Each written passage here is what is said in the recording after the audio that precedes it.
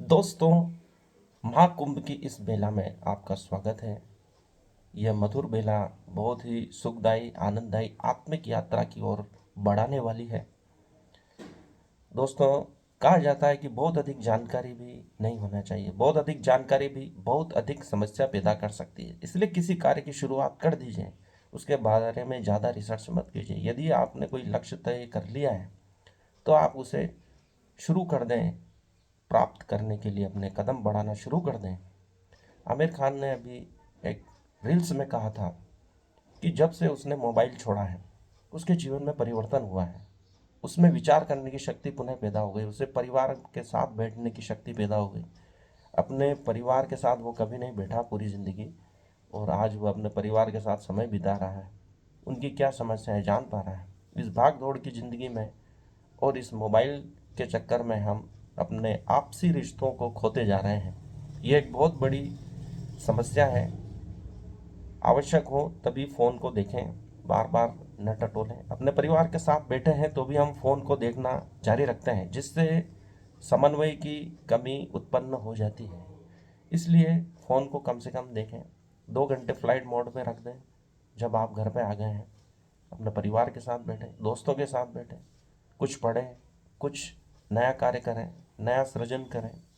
महाकुंभ की इस बेला में यही संदेश है कि हम अपने आप को उन नई चीज़ों से जोड़ें, पुरानी चीज़ों से जोड़ें। हम खेल कूद करते थे, वो बंद हो चुका है।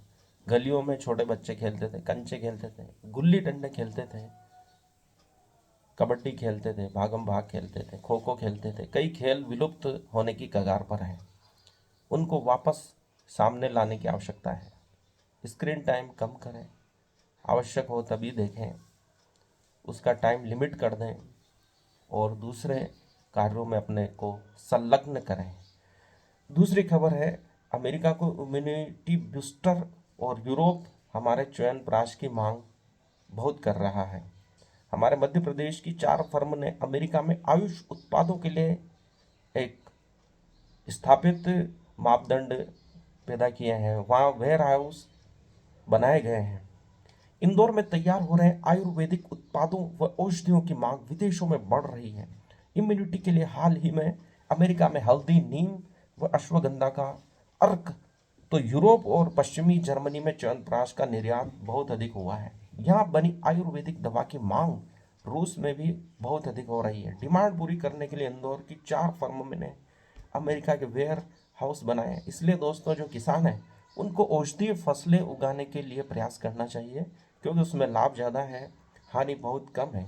इससे उत्पादों का भंडारण और वितरण आसान हो गया। इस पहल से आयुष बाजार को विदेश में बूस्टर मिलेगा। प्रदेश में जड़ी बूटियों से बनी दवा व अन्य उत्पाद पहले खाड़ी देशों तक सीमित थे। अब अमेरिका, रूस, यूरोप व जर्मनी बड़े खरीदार के रूप में उभरे हैं। ब्राजील, सूडान समेत कई देश जुड़ चुके हैं। औषधीय पौधों में सर्पगंधा, गुग्गल, अश्वगंधा, सफेद मूसली, कोलियस, काल मेघ, कालीहारी, इसबगोल, चंद्रसूर और मधुकरी से बनी दवाइयों के साथ हल्दी, नीम व तुलसी का अर्क ज़्यादा पसंद किया जा रहा है। च्यवनप्राश इन दिनों काफ़ी डिमांड में है, क्योंकि सर्दी का समय है। पूरी पृथ्वी पर लगभग सर्दी का सीजन चलता है इन दिनों में, और च्यवनप्राश शरीर के अंदर गर्मी बनाए रखता है और हमारे शरीर की कोशिकाओं का पुनरुत्पादन करता है, यंग रहने में मदद करता है, जवान रहने में मदद करता है। हमारे शरीर के अंदर जो टूट फूट है उसको सुधारने का कार्य करता है, आंखों की रोशनी बढ़ाता है। ऐसे कई लाभ हैं। पर च्यवनप्राश का उपयोग भी बिना आयुर्वेदिक चिकित्सक की सलाह से नहीं करना चाहिए। सभी के लिए च्यवनप्राश नहीं है। सभी के लिए आंवला उपलब्ध है। छोटी मोटी जड़ी बूटियाँ हैं, जो हल्दी, नीम का उपयोग हम कर सकते हैं। हमारे रसोई में बहुत सारी औषधियाँ हैं, जीरा है, सौंफ है। जीरा और सौंफ बराबर मात्रा में मिलाकर पानी उबाल लें। 1 गिलास पानी को आधी गिलास होने तक उबालें और उसका पानी पिएं। बहुत सारी बीमारियां दूर होती हैं। पर जो जटिल औषधियाँ हैं उनका सेवन आयुर्वेदिक डॉक्टर की सलाह से, आयुर्वेदिक चिकित्सक की सलाह से, वैद्य की सलाह से ही करना चाहिए। 891 प्रदेश में पंजीकृत आयुष दवा निर्माता हमारे यहाँ है। 200 दवा निर्माता इंदौर में है। 1200 करोड़ रुपए कुल निर्यात आयुर्वेदिक उत्पादों का हो रहा है। 35% वृद्धि हल्दी अश्वगंधा आधारित उत्पादों की अमेरिका में हुई है। 50% हिस्सेदारी जर्मनी को च्यवनप्राश निर्यात में हुई है। 25% अधिक निर्यात रूस को किया गया है 2024 में। ब्रिटेन आदि देशों में हमारे आयुर्वेदिक उत्पादों की काफ़ी मांग है। विदेश में उत्पादों की मांग बढ़ रही है। इंदौर की 4 फर्म ने अमेरिका में वेयर हाउस बना लिए हैं। शासन इंदौर में आयुर्वेद क्लस्टर खोल दिए गए हैं। राजेश सेठिया जी कह रहे हैं, ये अध्यक्ष हैं हमारे मध्य प्रदेश आयुर्वेदिक औषधि उत्पादन संघ के। ये हमारे आयुर्वेद की बढ़ती हुई एक प्रगति है जिसको सभी को सुनना चाहिए। किसानों को विशेष लाभ हो सकता है औषधीय फसलों के उत्पादन से। वैसे हमारे जिले में नीमच में तुलसी, हल्दी आदि औषधीय फसलों का तो उत्पादन हो ही रहा है।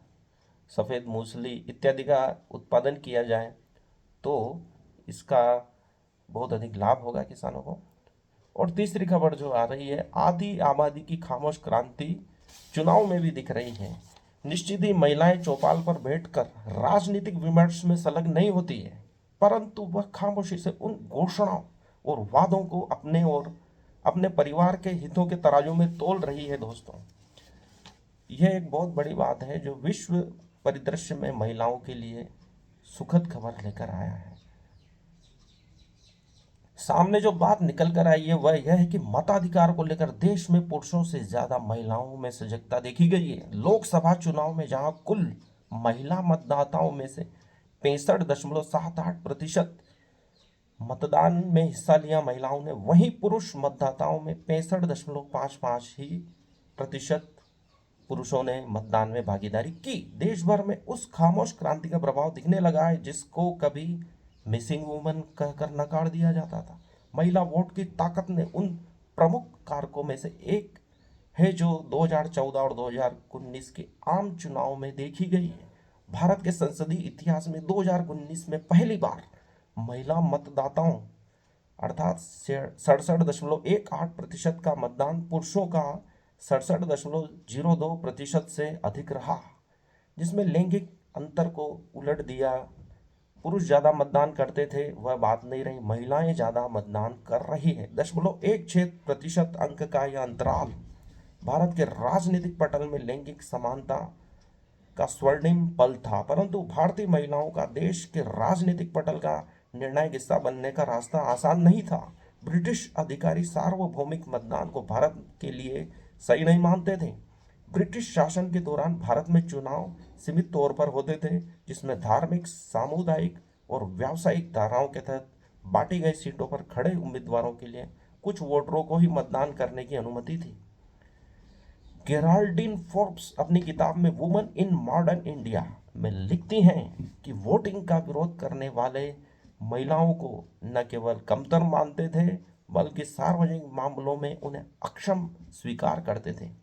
तमाम विरोध और शंकाओं को दरकिनार करते हुए स्वतंत्र भारत ने महिलाओं को मताधिकार देकर लैंगिक समानता की दिशा में एक कदम उठाया है, जिसको करने में अमेरिका को 144 वर्ष लगे और ब्रिटेन को 1 सदी लगी।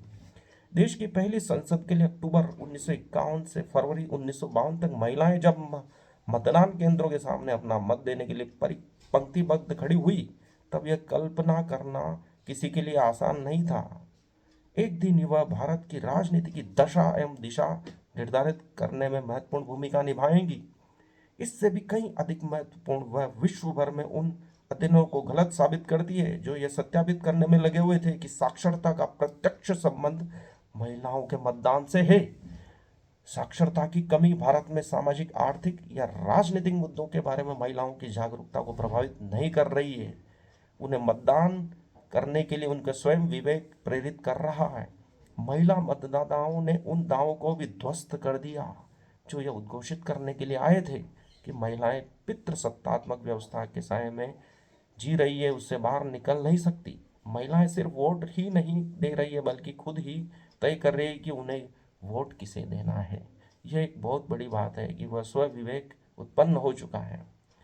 लोक नीति CSDS द्वारा किए गए एक अध्ययन में सम्मिलित 59% महिलाओं ने कहा कि वे स्वयं फैसला लेती है कि वोट किसे देना है। यकीनन पुरुष मतदाताओं से प्रभावित हुए बिना वह हम वोट देने से महिलाओं को आत्म संतुष्टि तो मिल ही रही है, साथ ही नेता चुनने की प्रक्रिया में स्वयं की भागीदारी उन्हें आत्मदल भी प्रदान कर रही है। महिलाओं की बढ़ती हुई ताकत को देखते हुए राजनीतिक दलों ने अपनी कल्याणकारी योजनाओं के केंद्र में महिलाओं को रखना चालू कर दिया है, जिससे महिलाएं सशक्त हुई हैं।